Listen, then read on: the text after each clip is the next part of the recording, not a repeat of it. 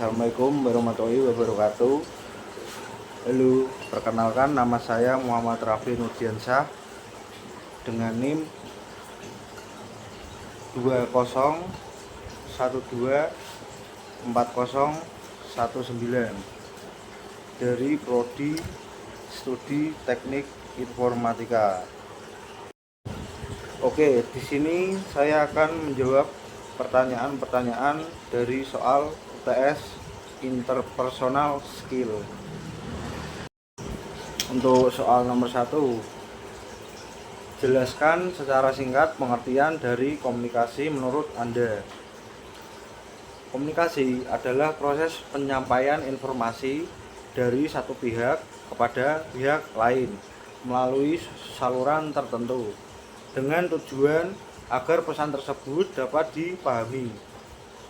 Secara singkat, komunikasi bertujuan untuk menciptakan kesamaan makna atau pemahaman di antara pihak yang terlibat. Nah, itu yang dinamakan komunikasi menurut saya. Oke, berikutnya soal nomor 2. Sebutkan 3 perbedaan antara komunikasi verbal dan komunikasi non-verbal. Komunikasi verbal mempunyai 3 aspek. Aspek pertama, bentuk pesan. Contohnya menggunakan kata-kata baik secara lisan maupun tulisan. Yang kedua, penyampaian. Contohnya disampaikan secara eksplisit menggunakan bahasa. Yang ketiga, fokus. Contoh fokus pada isi pesan yang diucapkan atau ditulis. Dan untuk komunikasi nonverbal juga ada 3 contoh. Yang pertama, menggunakan bahasa tubuh atau ekspresi wajah, gerak tubuh, gestur, kontak mata, sentuhan, sama postur atau simbol dan grafik.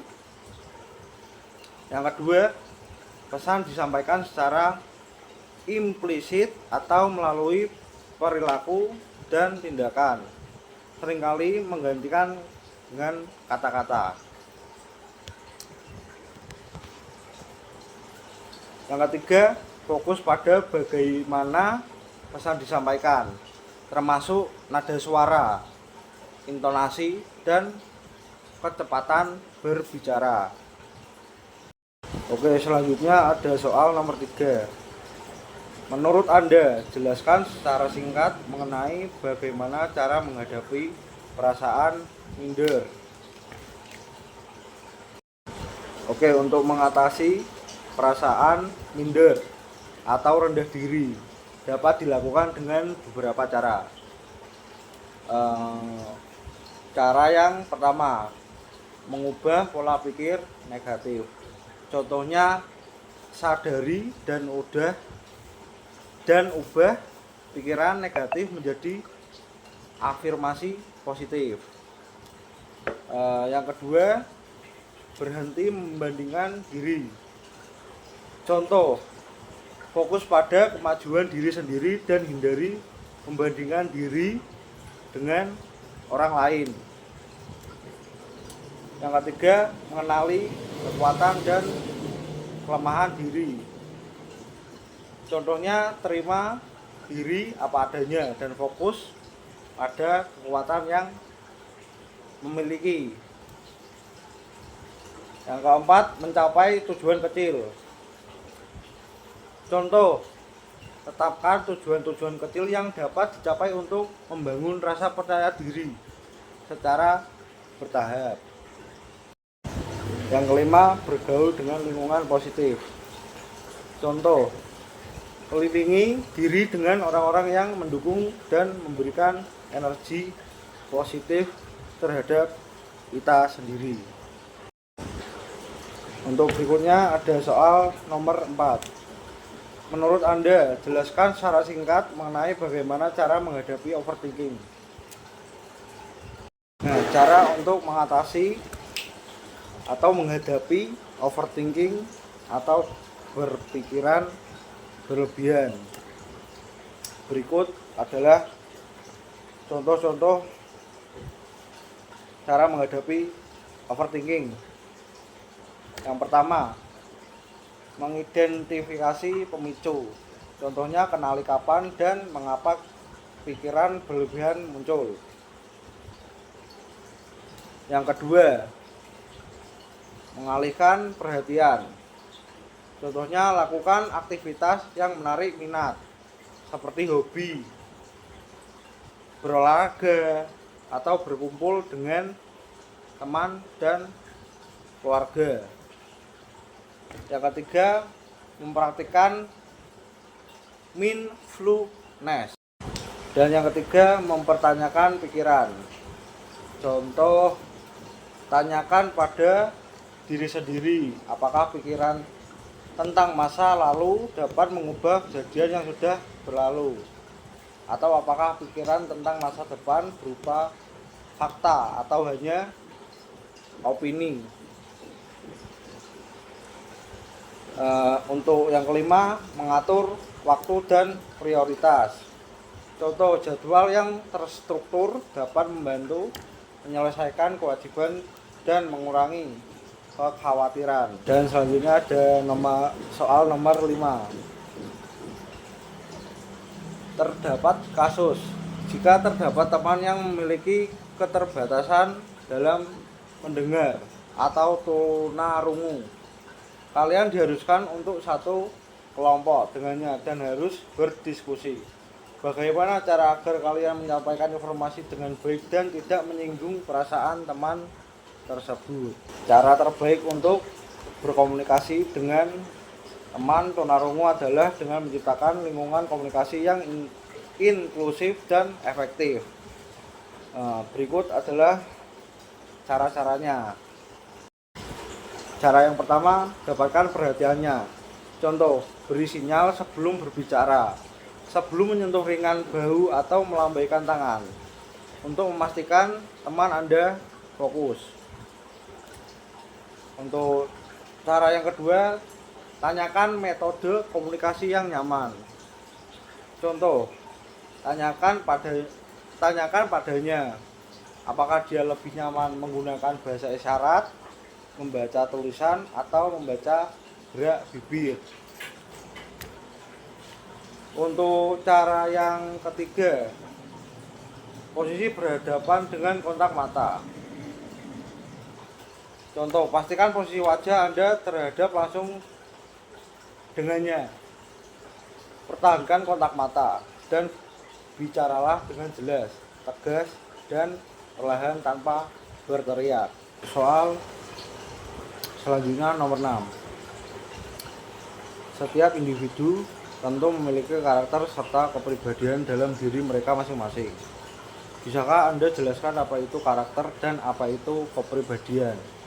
Apa perbedaan antara karakter dan kepribadian? Sertakan contohnya. Nah, untuk karakter, misal definisi ya.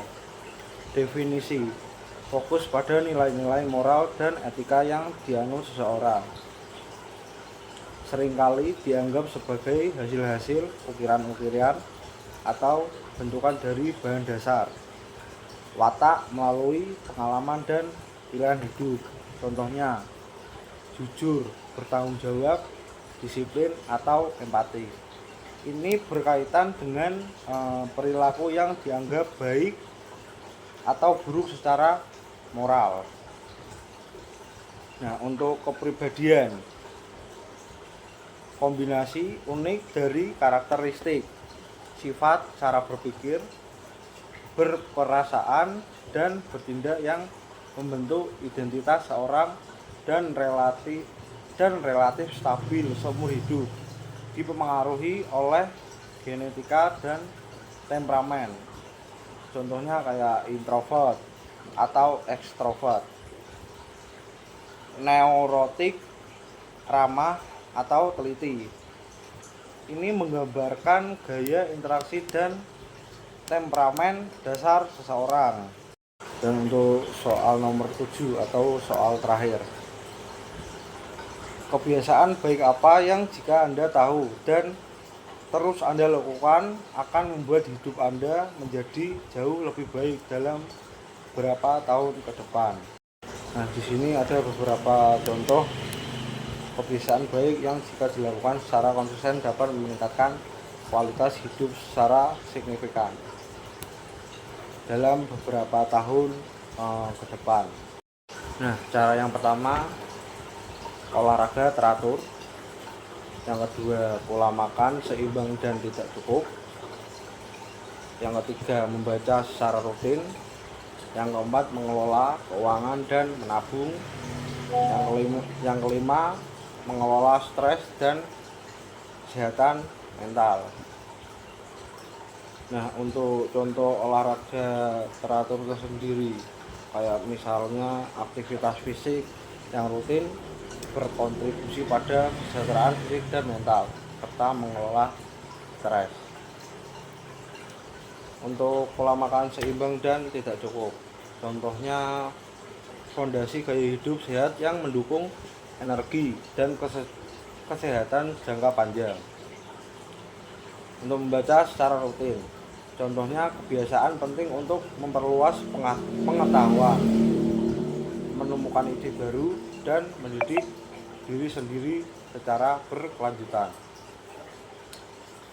Untuk mengelola keuangan dan menabung, contohnya kebiasaan finansial yang baik memastikan stabilitas masa depan.